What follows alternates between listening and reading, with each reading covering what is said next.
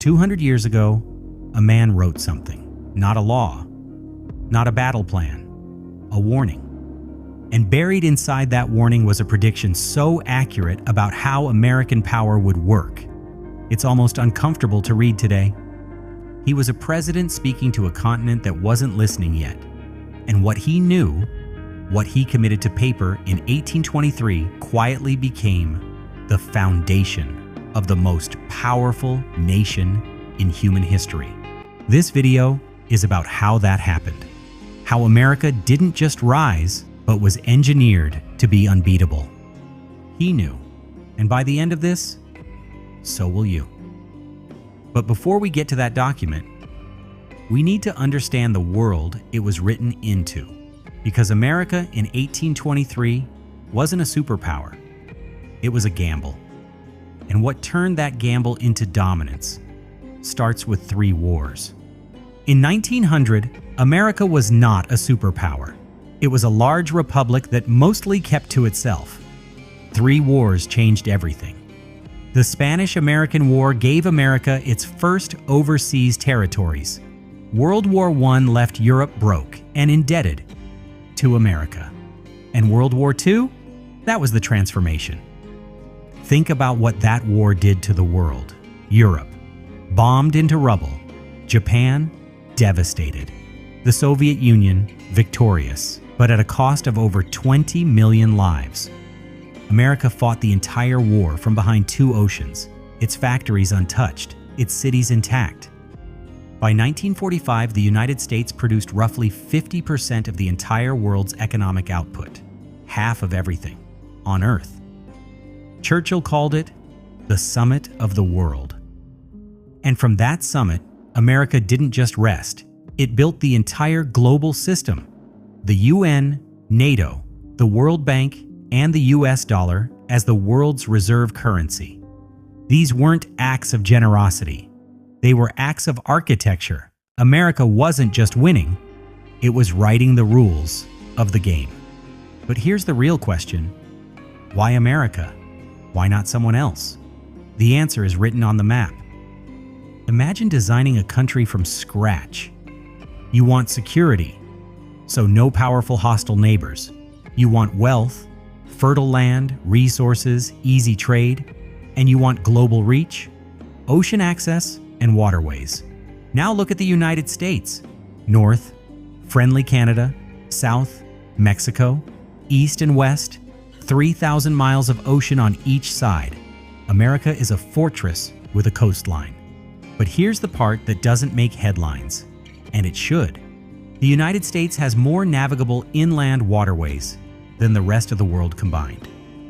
The Mississippi system connects America's agricultural heartland directly to the Gulf of Mexico, and from there, every ocean on Earth.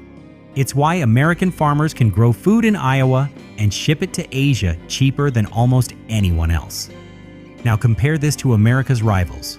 China has 19 land neighbors, many hostile. It's surrounded by island chains that could blockade it in any serious conflict. China spends enormous energy just managing its own borders. Russia controls vast territory, but most of it is frozen and impossibly expensive to develop.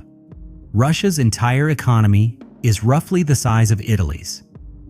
Political scientist Michael Beckley at Tufts University argues that when you measure power by net resources, what's actually available after paying internal costs, America's lead is far larger than most people realize. The map is rigged, and it's rigged in America's favor. But geography alone doesn't make you a superpower. You need to project that power anywhere, anytime. And what America built to do that is unlike anything in history. One number, 750. That's how many military bases America operates across 80 countries. Britain, France, Russia, and China, combined, operate fewer than 30 overseas bases. In 2025, U.S. military spending crossed approximately $954 billion, nearly $1 trillion, in a single year, more than the next 10 countries combined, according to SIPRI. But raw firepower is only half the story. America has 68 formal treaty allies, more than a third of all nations on Earth legally coordinated with Washington on security, Japan, South Korea, Australia, and the entire NATO bloc. Think of it like chess. America doesn't just have more pieces. It has already positioned those pieces on every major square of the board. Rivals are scrambling for influence in contested spaces. America's network is already consolidated. And this instinct traces back further than most people realize. In 1823, President Monroe declared the entire Western Hemisphere off limits to European expansion. America at that point had almost no navy, no global standing, and yet Monroe drew a line around a hemisphere. That was the first signal. America intended to shape the world through rules, not just force. 2 centuries later, that instinct became the most powerful alliance network in human history. Sustaining all of this, though, requires something even more fundamental than military strength. It requires an economy that doesn't just grow, but innovates. And this is where the story gets truly remarkable. Every decade, a new challenger emerges, and the headlines declare American economic dominance is over. In the 1980s, it was Japan. Analysts predicted Japan would overtake America within a generation. Then, Japan stagnated. America kept going. Today, the challenger is China, and China is real. We shouldn't dismiss it. But to understand why the story is more complicated, you need one concept. Net power, 2 people. One earns $10,000 a month but spends $9,500 just keeping the lights on. The other earns $7,000 but only needs $2,000 for basics. Who's actually wealthier? That's the argument Michael Beckley makes in Unrivaled, published by Cornell University Press. When you adjust for internal costs, feeding massive populations, policing unstable borders, subsidizing inefficient state sectors, America's real lead is dramatically larger than GDP numbers suggest. And then there's innovation. 3 facts. America leads the world in venture capital. Its universities still dominate global research rankings. And the most transformative technologies of our era, AI, cloud computing, biotech, are being built by American private companies, not government programs. Private companies move faster than anything a state directs from the top down. Yes, the debt is real. Polarization is real. But in the 1970s, America faced oil shocks, Vietnam, Watergate, and a genuine crisis of confidence. Serious people said decline was inevitable. What followed was the technology revolution of the 1990s and 2 more decades of uncontested dominance. Challenges are not destiny. So after all of this, geography, history, military reach, economic depth, what does it actually mean? And where does it go from here? The headlines will keep coming. America declining, the world fracturing, a new order rising. Some of that is real. Rivals are more capable than they were in 1991. The world is more complicated. But there is a difference between a country that is challenged and a country that is replaceable. America is challenged. It is not replaceable. No other nation combines all of this simultaneously.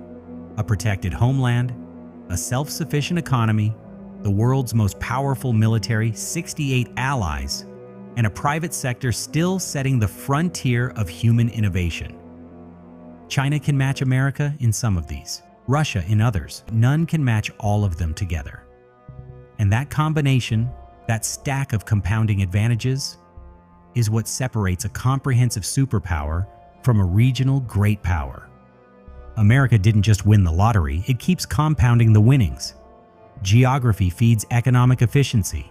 Economic efficiency funds military reach. Military reach builds alliance trust.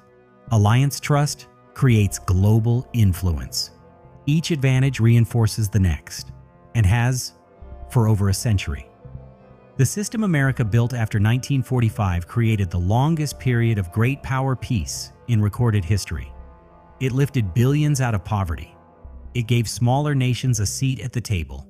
That architecture, imperfect as it is worth understanding, worth preserving. So the next time you read that America is finished, don't dismiss the concern. Take it seriously. Examine the evidence. And then remember the map. Remember the rivers. Remember that the last time serious people declared American decline inevitable, they were wrong. Geopolitics rewards those who understand structure over those who chase headlines. And now, you understand the structure. So that's all for today. I hope you enjoyed this video. If you do, then please subscribe and like this video. And if you have anything to share, drop it in the comment below. I read each and every comment. Thanks for watching. I will see you in the next video.